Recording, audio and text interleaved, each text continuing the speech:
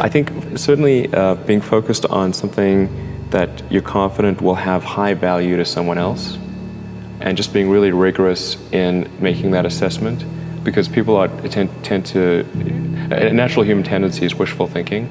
So a challenge for entrepreneurs is to say, well, what's the difference between really believing in your ideals and sticking to them versus pursuing some unrealistic dream that doesn't actually have merit? That is a really difficult thing to tell. Can you tell the difference between those two things? So you need to be sort of very rigorous. I think certainly extremely tenacious, and then just work like hell. I mean, you just have to put in, 80-hour weeks every week.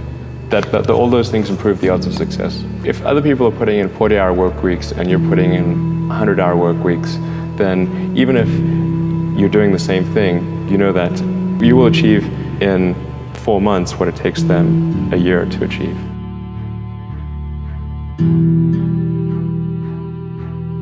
When my brother and I were starting our first company, instead of getting an apartment, we just rented a small office and we slept on the couch. And we showered at the YMCA, and we're so hot up we had just one computer. So the website was up during the day, and I was coding at night.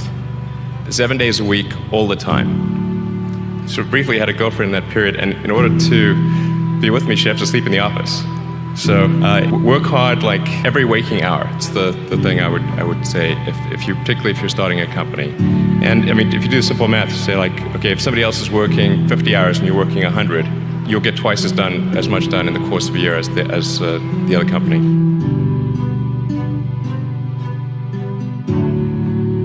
In 2001, with just talking to a friend of mine, he asked me what I was going to do after PayPal, and I thought, well, I was wondering, like, I'd like to get involved in space, but I just didn't think there's anything I could do as an individual. But I was curious as to when NASA would be sending a team to Mars, because that was always going to be the thing to do after the moon. I figured that there'd be some plan, and I'd just go to the website and I could read the schedule.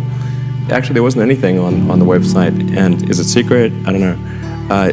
But it turned out that NASA had done a study on what it would cost to do a manned Mars mission, and this was under Bush the First. He asked for a 90-day study shortly after taking office, and NASA came back with a $500 billion price tag. And he said, okay, maybe not. That's when $500 billion was serious money.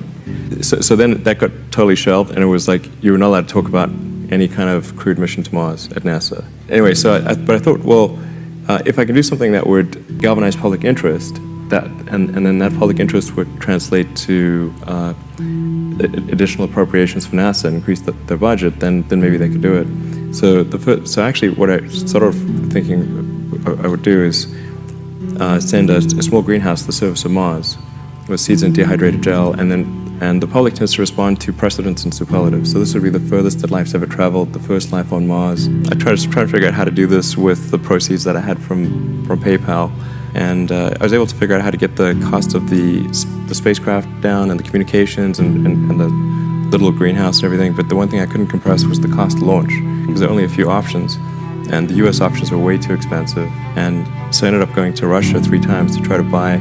It wouldn't really matter. Like, I actually came to the conclusion that my initial premise was wrong. It's really fundamental to psyche. So if people think there's a way, I think it would actually get a lot of support.